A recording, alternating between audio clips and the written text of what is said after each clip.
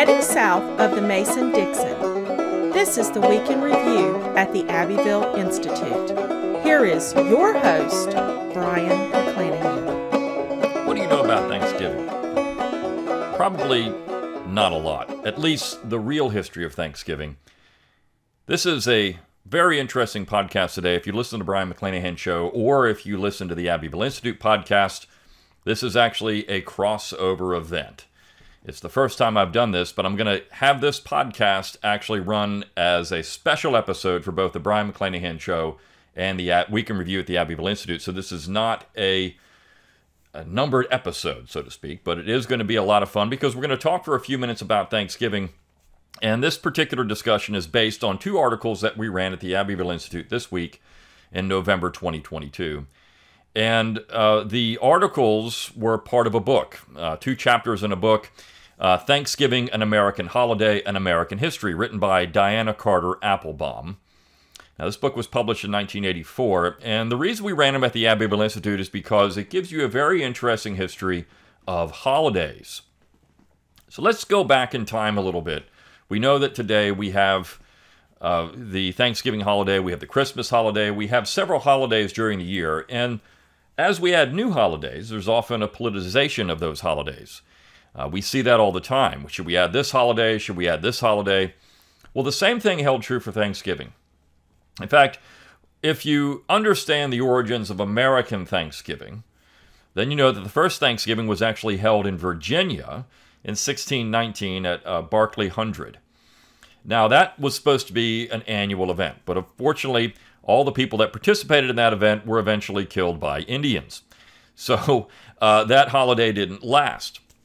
But we also know the Pilgrims showed up in 1620, and by the following year had a Thanksgiving. This is the Thanksgiving that Americans think about when we celebrate Thanksgiving in November every year. Now, there's a reason for that. The Pilgrims did a very good job, or I should say the New England Yankees did a very good job with marketing this particular holiday, and there was a reason for that. Puritans who settled in New England did not celebrate Christmas. They didn't think it was a holiday worth remembering. I mean, they would go to church, of course, but they didn't celebrate it the way that we celebrate it today. In fact, Southerners generally celebrated Christmas. There's a very good Christmas story. William Gilmore Simms' A Golden Christmas. It talks about Christmas in Charleston. And for decades, in fact, over 100 years, Southerners regarded this Thanksgiving holiday that we celebrate in November as a purely Yankee Northern holiday and refused to celebrate it for several years because they thought it was being politicized. That's an important thing to get. And I'm going to talk about a couple of quotes from this book, from these chapters, because they're very, very interesting in terms of how we think about, how we conceptualize Thanksgiving. Now, a lot of people were confused as to why the Abbeville Institute ran these two pieces. Don't you know that Thanksgiving was created in the South, whether it was Virginia or Florida? Don't you know that the South celebrated the first Thanksgiving? Of course. But it's important to understand the history of the particular holiday we celebrate today, which is based on this New England conception of Thanksgiving. Again, it was created as a counterweight to Christmas. In fact, in the first couple of paragraphs on the article entitled The Yankee Origins of Modern Thanksgiving, Miss Applebaum, who was a award-winning author, states this: New England's unique culture, featuring free schools for every child, a religious tradition in which ordinary folk wrestled with complex theological questions, and 2 centuries of self-government, produced in the early 19th century a generation of young people uniquely well-fitted to fill the demand for educated professionals in the growing urban centers of the Republic. As tens of thousands of New Englanders cleared farmland on the western frontier, thousands of their cousins became clerks in the banking houses of New York, shopkeepers in Louisiana, school teachers in Virginia, editors in Pennsylvania, lawyers in Ohio, physicians in Missouri, and clergymen in Illinois. In every state of the Union, and overwhelmingly so in the new states of the West, New England disproportionately furnished the professional men and women. Congressman John C. Calhoun, South Carolina's great statesman and a Yale man, reflected this dominance when he remarked that, quote, he had seen the time when the natives of Connecticut, together with the graduates of Yale College in Congress, constituted within 5 votes of a majority of that body. Now, what does this mean? Well, it means this. New England was always a culturally imperialist region. In fact, Charles Sumner had made it clear in the 1850s that his driving goal was to make America New England.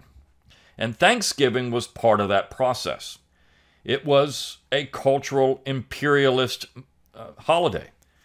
It was something that only New Englanders celebrated after the 17th century. Only New Englanders really celebrated. Southerners didn't celebrate a Thanksgiving. They didn't celebrate the Puritan version or the Pilgrim version of Thanksgiving. They would have nothing of it.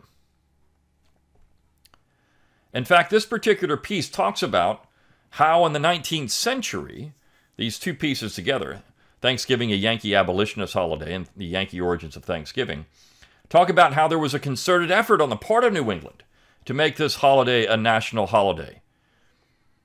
She continues, in the 1830s and 40s, this cadre of Yankee editors, teachers, ministers, and citizens began a campaign to make Thanksgiving a national holiday. Now again, this is the establishment class. These are the intelligentsia, the elites, and they're out there trying to say, this is a holiday that we need. We need this in the rest of the United States. They didn't have Christmas. They had added the holiday, and they were just completely dedicated to the proposition of making Thanksgiving part of the American myth.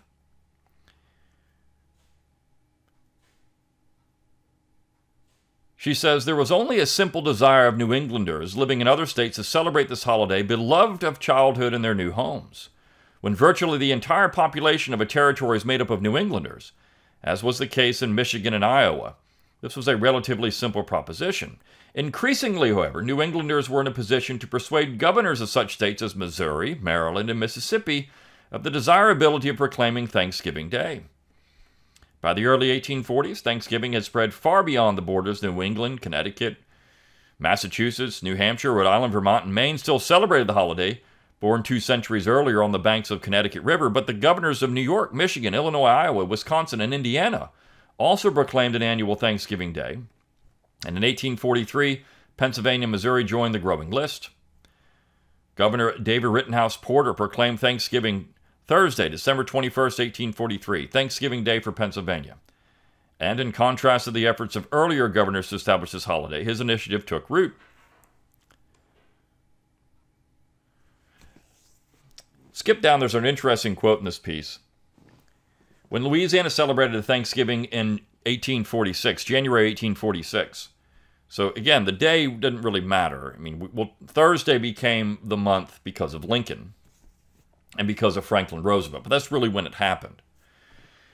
But in Louisiana in 1846, an exultant New England-born resident of waterproof Tensas Parish, Louisiana, wrote to his relatives in Indiana, "You little thought when telling us of the good Thanksgiving dinner you expected to eat at Mrs. Douglas's that we too were going to enjoy the privilege of showing our thankfulness for mercies past and by partaking of a sumptuous repast.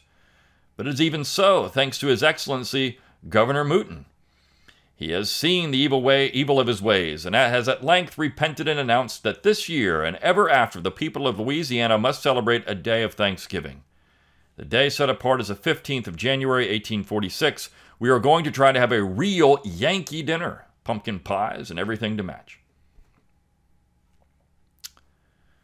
Think about that. Think about that particular quote. A real Yankee dinner with pumpkin pies and everything to match. Even the cuisine that we consider to be part of Thanksgiving was very New England-centered.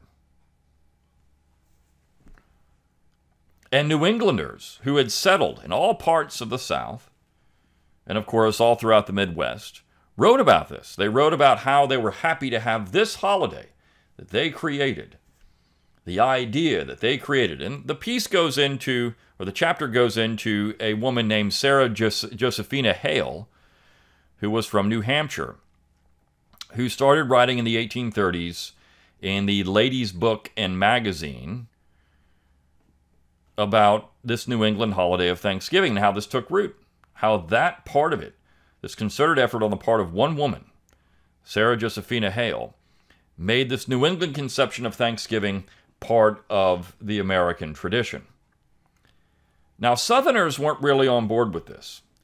There were some, but most Southerners by the 1850s actually rejected the entire idea of Thanksgiving as a political holiday, because they saw in Northern pulpits a denunciation of the South, in particular slavery, and they started resisting this push to make this a national holiday.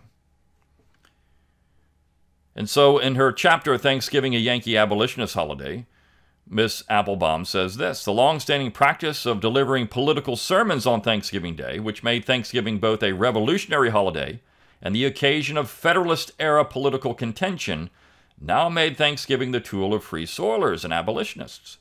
Thanksgiving was, above all, a New England holiday, and New England was abolitionist territory, but the association was broader than this. So, in the early 19th century, Thanksgiving was generally seen as a Federalist holiday. The Republicans, the Jeffersonians, would not celebrate it.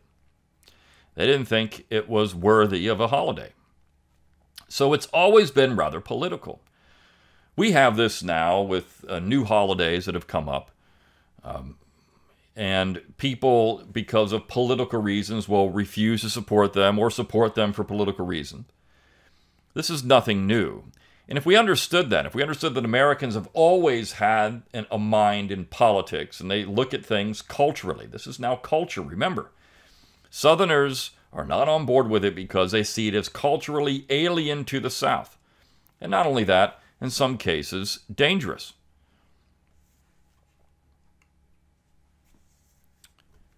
And of course, Northerners, in their cultural imperialist push, started lecturing and hectoring to Southerners, and Southerners resisted.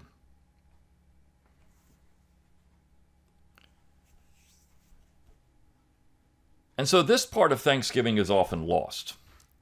This part of the story where we have this politicization of a holiday. We know that our understanding of Thanksgiving, again, that the day that we celebrate, is certainly based on this northern conception of the day. We don't remember that Southerners openly resisted it, that Southerners said they weren't going to do it, and that they had their own holidays, and they would refuse to celebrate Thanksgiving. In fact, Jeffersonians, the Republicans, would often say, we have July 4th. Now, the counterweight to July 4th was usually Washington's birthday, but Jeffersonians weren't going to celebrate a holiday that they considered to be a distortion of their culture. And another thing that Jeffersonians often said was that it was a holiday that did not allow for the separation of church and state. It's something that they did bring up in places like Virginia. So there's a lot going on here with this particular holiday. It's not just who or whom celebrated the first Thanksgiving. Where was it celebrated?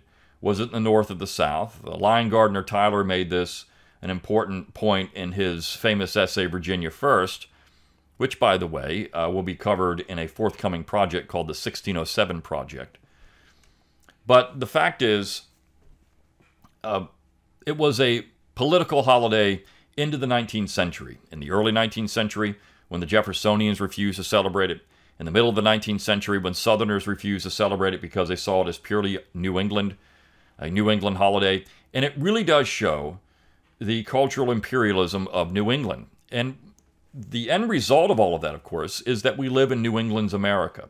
The things that we see on a regular basis come out of Puritan New England. The Puritans were generally those that would censor more than anything else.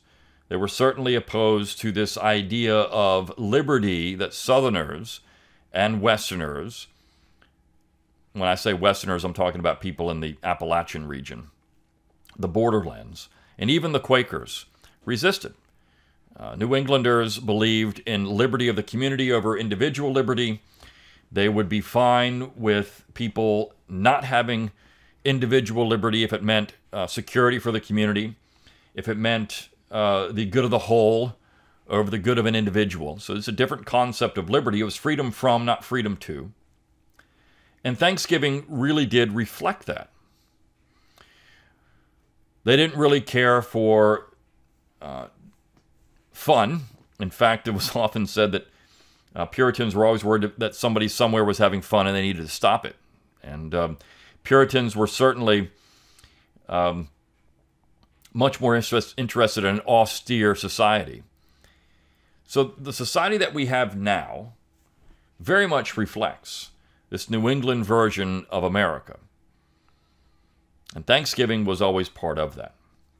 So I wanted to bring these two pieces up in a very short podcast as we're looking at taking a couple of days off here, as we're getting ready to celebrate the holiday, and understand that this holiday the way that we celebrate it comes purely out of New England. Abraham Lincoln, of course, issued a Thanksgiving proclamation during the war. Franklin Roosevelt made it an official holiday during the Great Depression. And so it's a relatively recent creation. And of course, Roosevelt was thinking about Puritan New England. Roosevelt, of course, had Puritan ancestors, New England ancestors. But this whole idea of Thanksgiving, very close to Christmas, by the way. Southerners would have just skipped right over Thanksgiving and gone to Christmas. So we always have this debate, should you put up your Christmas lights before Thanksgiving, after Thanksgiving? When's the proper time to do it? I say put them up as early as you want in November and start celebrating Christmas, and pause for Thanksgiving. It's a nice time to be off from work and to enjoy family and friends, but understand the political origins of the holiday and how it was used throughout the 19th century. And there were people that resisted the very concept of it because they thought it was some type of New England cultural imperialism. I'll see you next week for full episodes of the Brian McClanahan Show and the Week in Review at the Abbeville Institute. Have a very good Thanksgiving and a good holiday season, and I'll see you then.